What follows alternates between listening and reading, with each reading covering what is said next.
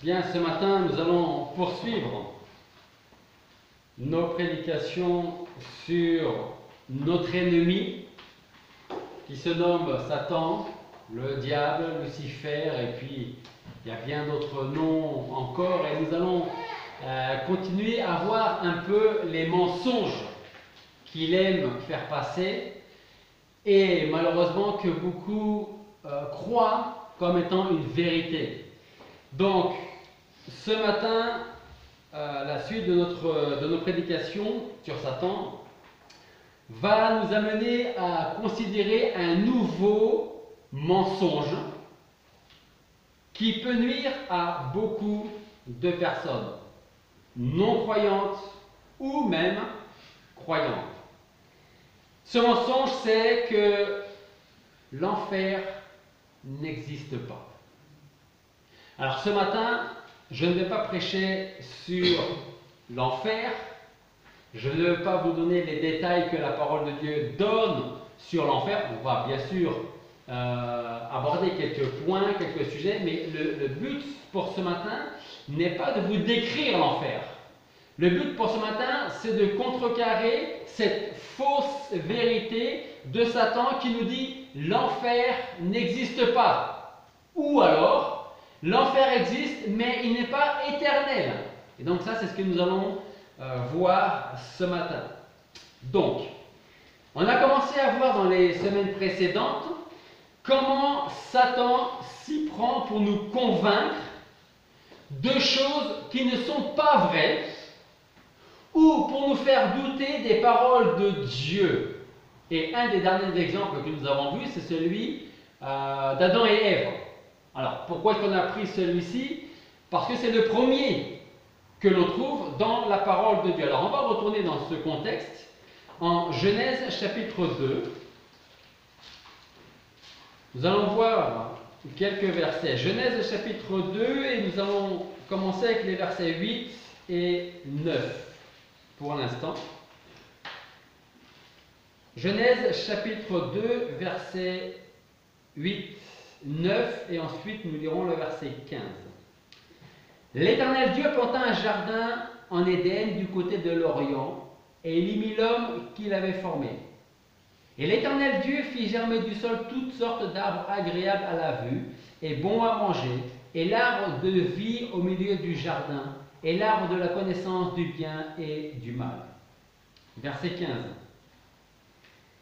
L'Éternel Dieu prit donc l'homme et le plaça dans le jardin d'Éden pour le cultiver et pour le garder. Et l'Éternel Dieu commanda à l'homme en disant: tu peux manger librement de tout arbre du jardin, mais quant à l'arbre de la connaissance du bien et du mal, tu n'en mangeras pas. Car au jour où tu en mangeras, certainement tu mourras. Prions.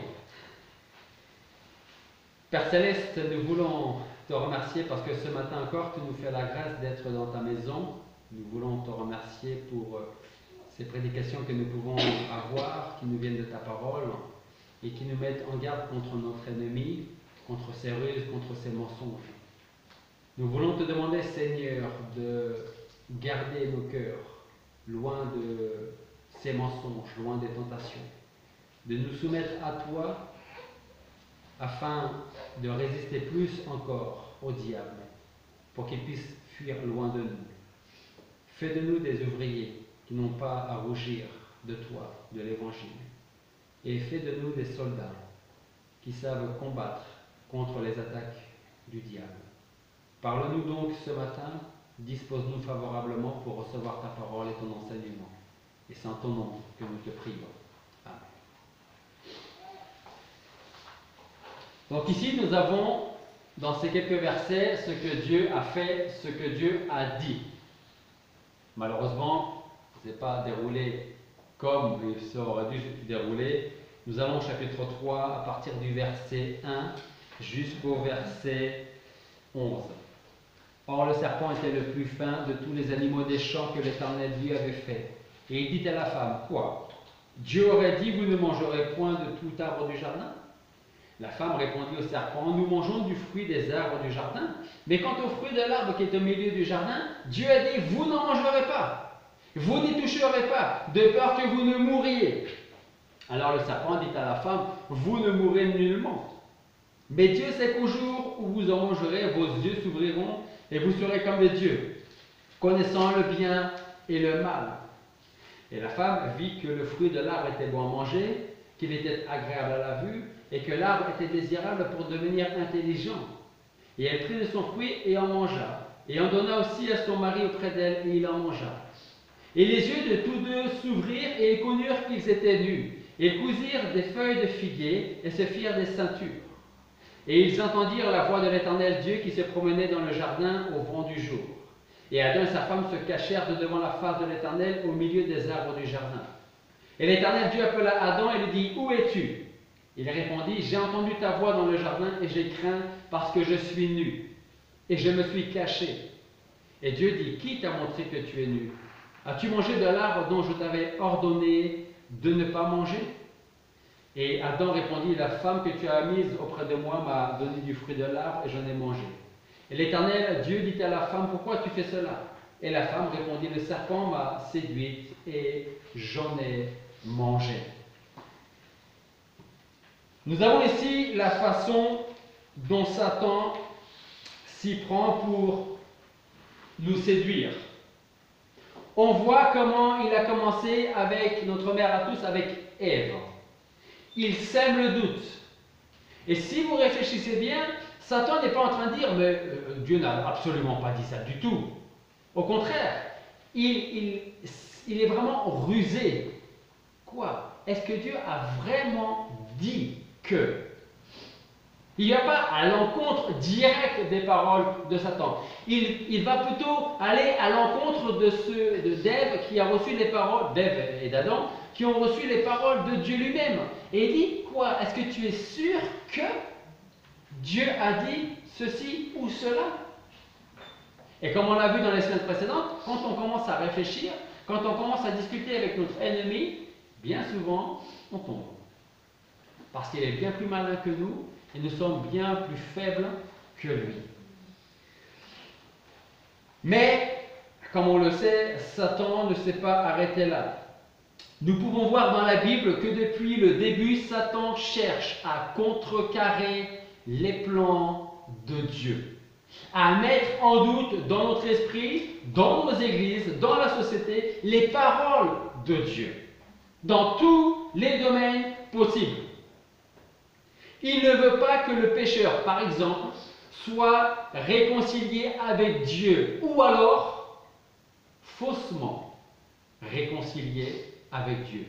Un exemple. De quelle manière pouvons-nous être faussement réconciliés avec Dieu? De quelle manière pouvons-nous recevoir un faux salut?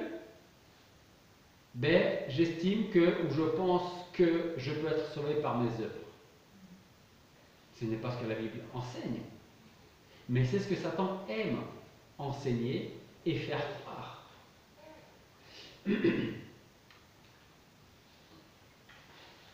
Satan peut faire croire et arrive à faire croire que Dieu est trop bon pour envoyer de pauvres pécheurs en enfer.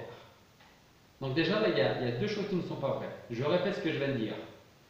Dans l'esprit de beaucoup de gens, à cause de Satan, beaucoup de gens vont dire « Dieu est trop bon pour envoyer des pauvres pécheurs en enfer ». Premièrement, Dieu n'envoie personne en enfer. Nous y allons tous seuls en enfer, à cause de nos péchés. Premier mensonge. Dieu est trop bon pour envoyer de pauvres pécheurs en enfer. Dieu n'envoie personne, on y va de nous-mêmes en enfer. Quand on était sur le chemin large et spacieux, vous vous souvenez quand on a étudié ce passage il y a très longtemps, enfin il y a quelques mois en arrière, hein? Ou alors, Satan va tenter de faire croire que l'enfer n'existe pas. Et trop souvent, il y arrive. Souvenons-nous des paroles de Jésus lorsqu'il s'adresse aux Juifs et aux pharisiens. Il dit, « Le Père dont vous êtes issus, c'est le diable. Et vous voulez accomplir les désirs de votre Père. Il a été meurtrier dès le commencement. Il n'a pas persisté dans la vérité parce qu'il n'y a pas de vérité en lui. Lorsqu'il dit le mensonge, il parle de son propre fond parce qu'il est menteur et le père du mensonge. Jésus est en train de nous dire, il ne dit jamais la vérité. Mais vous savez ce que Satan va faire? S'il ne dit jamais la vérité, il va prendre des vérités de la parole de Dieu pour les transformer, les mettre à sa manière à lui et nous les faire croire faussement. Mais lui ne dira jamais la vérité. Alors si le Seigneur à travers toute la parole nous met en garde contre Satan, c'est parce que, comme on l'a déjà dit, Satan existe. Si Satan n'existait pas, le Seigneur ne nous mettrait pas en garde contre quelque chose qui n'existe pas. De la même manière, si Jésus nous met si souvent en garde contre ce lieu de tourment que la Bible appelle l'enfer, c'est tout simplement parce que ce lieu existe bel et bien. Mais il y en a un qui veut nous faire croire qu'il n'existe pas ou qui n'est pas éternel. Alors je répète, je ne vais pas m'attarder sur les caractéristiques de l'enfer, sur les points différents de l'enfer, parce que ce n'est pas mon but ce matin, c'est qu'on puisse bien prendre conscience que l'enfer existe. Alors, j'ai envie de donner un premier avertissement. Que personne ne nous séduise avec des paroles trompeuses, des paroles qui viennent directement de Satan, et gardons en mémoire les paroles du Seigneur. Et je vais vous en donner quelques-unes de ces paroles. En Matthieu chapitre 25, verset 31, par exemple, à partir du verset 31. Matthieu chapitre 25, verset 31 à 44. Nous lisons, or, et là c'est le Seigneur qui parle, hein. Or, quand le Fils de l'homme viendra dans sa gloire avec tous les saints anges, alors il s'assiera sur le trône de sa gloire. Toutes les nations seront assemblées devant lui, et il séparera les uns avec les autres, comme un berger sépare les brebis avec les boucs. Et il mettra les brebis à sa droite, les boucs à sa gauche. Alors le roi dira à ceux qui seront à sa droite, venez, vous qui êtes bénis de mon Père, possédez en héritage le royaume qui vous a été préparé dès la fondation du monde. Verset 41. Ensuite, il dira à ceux qui seront à sa gauche, retirez-vous de moi, maudits, et allez au feu. Au feu comment? Éternel, préparé au diable et à ses anges. Et là encore, il y a un piège, un mensonge que Satan aime annoncer, aime faire croire. Allez au feu éternel, préparé au diable et à ses anges. Certains pensent que ou l'enfer n'existe pas, ou qu'il n'est pas éternel, c'est-à-dire qu'il y a bien des pécheurs qui vont aller en enfer, mais à un moment donné, il faudra bien que le Seigneur ouvre les portes de l'enfer pour que ceux qui s'y trouvent reviennent ou viennent dans le royaume de Dieu. Ça, c'est un deuxième mensonge. Et le troisième, c'est qu'il y a certains qui pensent que l'enfer existe, mais qui n'est fait que pour Satan et ses anges. Mais ce n'est pas vrai non plus. Le monde fera toujours en sorte de ne pas croire ce qu'il n'aime pas. Et quand je dis le monde, nous c'est pareil. Ce qu'on n'aime pas, on ne veut pas le croire. Quand on n'aime pas une personne, on ne va pas chercher sa présence, à rester avec lui. N'est-ce pas? Pourtant, le Seigneur nous demande de prier pour ceux qui ne nous aiment pas, ou pour ceux qui nous persécutent, ou ceux qu'on n'a pas forcément dans le cœur. Malheureusement, beaucoup de chrétiens font la même chose. Beaucoup ne voudront pas croire que l'enfer existe parce que pour eux, cela est incompatible avec un Dieu d'amour. Et croyez-moi, j'ai discuté avec plusieurs personnes, dont une personne qui, pour lui, l'enfer c'était, mais alors, quelque chose d'inconcevable. Pourquoi? Parce que Dieu est amour. Et sous le prétexte que Dieu est amour, aucun pécheur ne peut aller en enfer. Mais est-ce que c'est ce que la Bible enseigne? Elle enseigne la moitié, que Dieu est amour. Est-ce que la Bible enseigne que il n'y aura pas de pécheurs en enfer? Non. Dieu est amour. Mais on oublie que Dieu est justice. Pour beaucoup, l'enfer est une idée tellement horrible qu'elle ne peut pas être vraie. Et bien entendu, il y en a un qui se réjouit de cette idée-là. C'est notre ennemi. Parce que, comprenez bien une chose, comprenez ce que Satan cherche à nous faire croire. Ton Dieu est un Dieu d'amour. Est-ce que tu peux imaginer durant quelques instants qu'un pauvre pécheur peut finir en enfer et subir les tourments pendant toute l'éternité? Est-ce que c'est compatible avec ton Dieu d'amour? Voilà comment il travaille en nous. Voilà comment parfois on arrive en finissant par dire peut-être en fin de compte, vous savez qui on va ressembler? À Ève, qui a discuté avec Satan, qui a fini par regarder l'arbre qui était agréable à la vue, et elle s'est dit, peut-être qu'il a raison. Et derrière, elle n'a pas vu le mensonge de Satan qui d'une certaine manière était en train de dire, Dieu ne veut pas que vous soyez comme lui. C'est pour ça qu'il vous interdit de manger de cet arbre, de ce fruit. Et vous n'allez pas mourir, vous allez devenir comme lui. Et voilà comment Satan travaille dans notre esprit, dans notre cœur. Et on regarde la chose, c'est agréable et on va en prendre. Satan se réjouit de voir tant de personnes entretenir une telle idée. Et de ce fait, ne pas prendre au sérieux les paroles du Seigneur. Le piège que l'on ne voit pas dans un premier temps, c'est que les chrétiens chrétiens entre guillemets, qui affirment que l'enfer n'existe pas, sont tout simplement en train de prêcher le mensonge préféré de Satan. Et vous savez quel est le mensonge préféré de Satan? En Genèse, vous ne mourrez pas. Vous ne mourrez pas. L'enfer n'existe pas. Vous ne mourrez pas. Vous serez avec Dieu parce que Dieu est amour. Et Dieu, qui est amour, ne va pas vous laisser, ne va pas vous jeter en enfer. En fait, d'autres pensent aussi que l'enfer existe bien, mais comme je le disais, qu'il n'est pas éternel. Ils s'imaginent qu'il faudra bien qu'un jour, Dieu ouvre les portes de l'enfer pour y laisser sortir ceux qui se trouvent dans ce lieu de tourment.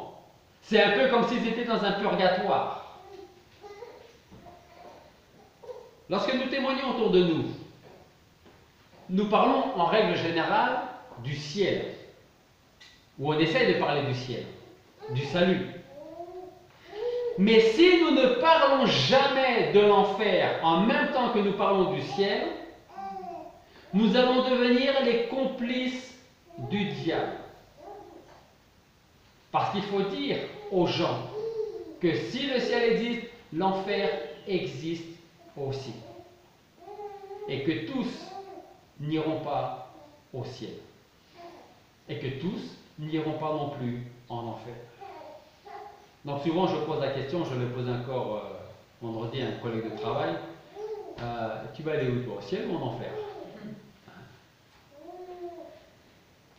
Souvenons-nous des paroles du Seigneur lorsqu'il nous parle de l'avenir des pécheurs non repentants. Le Seigneur parle des pécheurs non repentants. En Matthieu chapitre 7, verset 23, alors j'ai surtout des passages en Matthieu, donc si vous voulez chercher Matthieu chapitre 7, verset 23, nous lisons, alors je leur dirai ouvertement, je ne vous ai jamais connus. Retirez-vous de moi, vous qui faites métier d'iniquité. Ces gens vont aller où si l'enfer n'existe pas? Il y en a qui pensent qu'une fois qu'ils sont morts, ils sont morts. Et pour eux, pour ceux qui ne seront pas au ciel, c'est terminé. Ils passent en jugement. tu n'es pas sauvé, tu es annihilé. Je crois que c'est le terme qu'on utilise. C'est fini. Plus rien pour toi, plus d'enfer. Mais pas de ciel non plus. Matthieu chapitre 8, versets 11 et 12. Aussi, je vous dis que plusieurs viendront d'Orient et d'Occident et seront à table dans le royaume des cieux avec Abraham, Isaac et Jacob, mais que les enfants du royaume seront jetés dans les ténèbres de dehors, là seront les pleurs et les grincements de dents. Matthieu chapitre 22, verset 13. Alors le roi dira aux serviteurs, liez-le pieds et mains, emportez-le, jetez-le dans les ténèbres de dehors, là seront les pleurs et les grincements de dents. Matthieu chapitre 25, verset 46.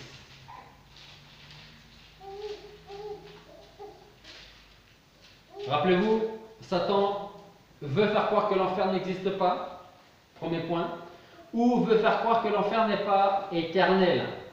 C'est-à-dire que certains iront, mais pour un certain temps. Que nous dit le Seigneur en Matthieu 25, 46 ? Pour ceux qui seront perdus, ils iront aux peines éternelles. Mais les justes iront à la vie éternelle. J'espère que je n'ai pas besoin de vous convaincre que l'enfer existe. Mais beaucoup croient que l'enfer n'existe pas. Voilà comment Christ décrit le bannissement de la présence de Dieu. D'autres passages dans la parole dans lesquels Jésus compare la souffrance des pécheurs non repentants au feu. Alors on reste dans Matthieu au chapitre 13. Matthieu chapitre 13, versets 41 et 42.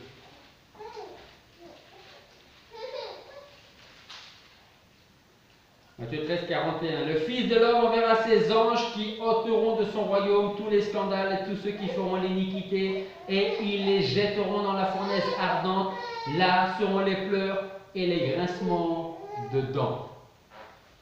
Marc, chapitre 9, versets 47 et 48. Marc, chapitre 9, versets 47 et 48. Vous pourrez lire à la maison les versets précédents si vous le souhaitez, et je vous encourage à le faire. Là, pour ce matin, j'ai gardé les versets 47 et 48. Si ton œil te fait tomber, arrache-le. Il vaut mieux pour toi que tu entres dans le royaume de Dieu n'ayant qu'un œil, que d'avoir deux yeux et d'être jeté dans la gêne de feu, où le ver ne meurt point et où le feu ne s'éteint point. Luc, chapitre 16. Vous connaissez bien ce passage. Luc, chapitre 16, verset 22.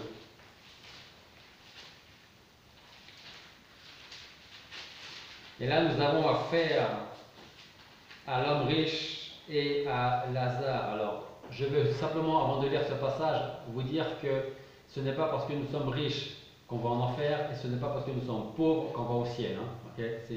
Voilà, il faut prendre tout le contexte de ce passage-là. Vous comprenez bien. Voilà, parce que sinon, je pense que tout le monde ici irait au ciel. En enfer. Donc, Luc 16, à partir du verset 22. Il arriva que le pauvre mourut. Et il fut porté par les anges dans le sein d'Abraham, c'est-à-dire dans le royaume de Dieu, qu'on appelle aussi le sein d'Abraham. Le riche mourut aussi et il fut enseveli. Et étant en enfer, dans les tourments, il leva les yeux et vit de loin Abraham et Lazare dans son sein. Et s'écriant, il dit, Père Abraham, aie pitié de moi et envoie Lazare afin qu'il trempe dans l'eau le bout de son doigt pour me rafraîchir la langue, car je suis extrêmement tourmenté dans cette flamme.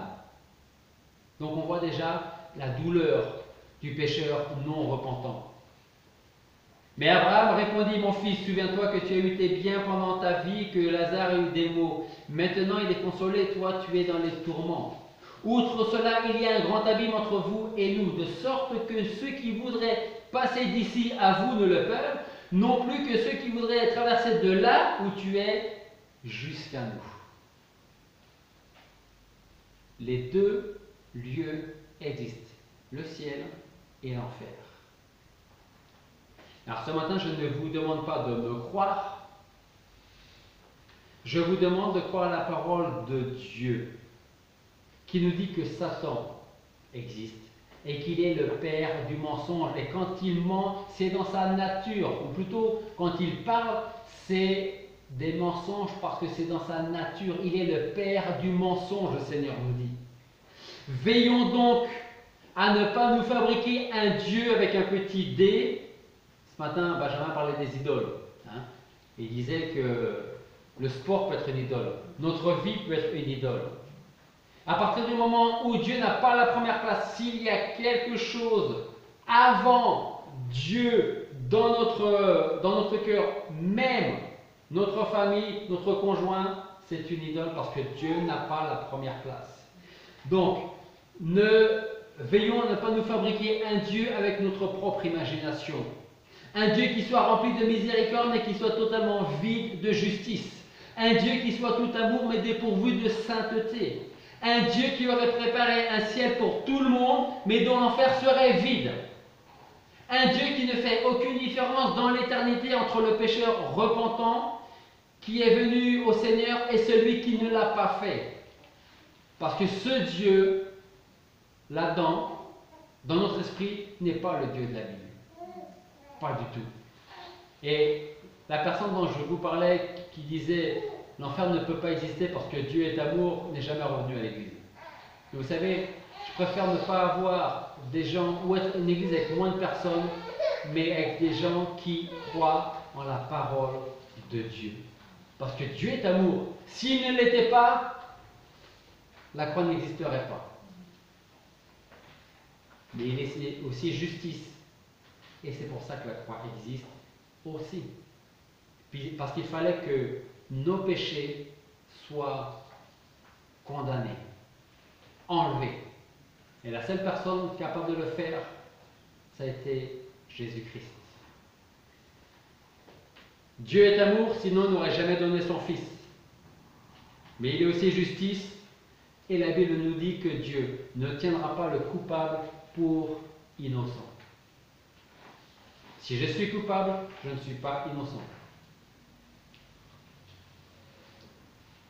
Si donc l'enfer n'existait pas, le sacrifice de Jésus n'aurait aucun sens, puisque tous seraient sauvés. Satan existe, l'enfer existe. Retenons donc fermement les paroles du Seigneur et rejetons avec force et conviction tous les mensonges de celui qui cherche une seule chose, notre perte. Rappelez-vous, ne discutons. Alors, on ne va pas se dire, quand on cherche à résister à la tentation, on se dit non, je ne ferai pas ceci, je ne prendrai pas cela, je ne dirai pas cela. On se le dit à nous-mêmes. Donc, vous savez à qui on est en train de le lire inconsciemment? À Satan. Comme Ève qui disait oui, Dieu a dit que. Et plus on va discuter, et plus de chances on aura de tomber dans la tentation. Et je pense à Joseph en Égypte. Quand la femme de Pharaon vient le voir, vous savez ce qu'il a fait? Est-ce qu'il a discuté? Est-ce que Joseph a discuté avec sa femme qui lui faisait des avances? Il n'a pas discuté pendant 10 minutes. Il a tourné le dos et il est parti. Soumettez-vous donc à Dieu. Résistez au diable et il s'enfuira loin de vous. Prions. Père Céleste, nous voulons te remercier parce que ce matin encore, tu nous mets en garde à travers ta parole de l'existence non seulement de Satan, notre ennemi, qui cherche notre perte de toutes les manières possibles, mais aussi tu nous mets en garde contre l'enfer qui existe réellement. Et Seigneur, nous voulons te remercier parce qu'effectivement tu es amour. La croix nous le montre. Mais tu es aussi justice et ta croix aussi nous l'indique, nous le montre. Merci parce qu'il fallait que quelqu'un prenne nos péchés. Et c'est toi qui l'as fait parce que toi seul es juste. Toi seul es sans péché. Merci, mon Dieu, d'avoir donné ton Fils sur la croix pour nous à cause de nos péchés, de nous avoir rachetés par ce sang précieux de notre Seigneur Jésus-Christ. Je veux te demander, Seigneur, d'être avec chaque personne qui est ici présente, celles qui ne sont pas là, mais toutes ces personnes qui sont dans ton Église ici, Seigneur, pour que tu nous gardes loin des tentations et des mensonges de notre ennemi. Aide-nous à nous soumettre à toi, pour que nous puissions toujours plus lui résister, jusqu'à ce qu'il s'enfuit loin de nous. Seigneur, garde-nous en tant qu'Église, fais-nous grandir en tant qu'Église dans la foi, dans la connaissance de ta parole et dans notre témoignage. Pour ta gloire, celle de notre Seigneur Jésus-Christ. Et que le Saint-Esprit nous conduise, jour après jour, dans les vérités qui sont les tiennes, et qui nous tiennent éloignés des mensonges du diable. Et sans ton nom, nous te prions.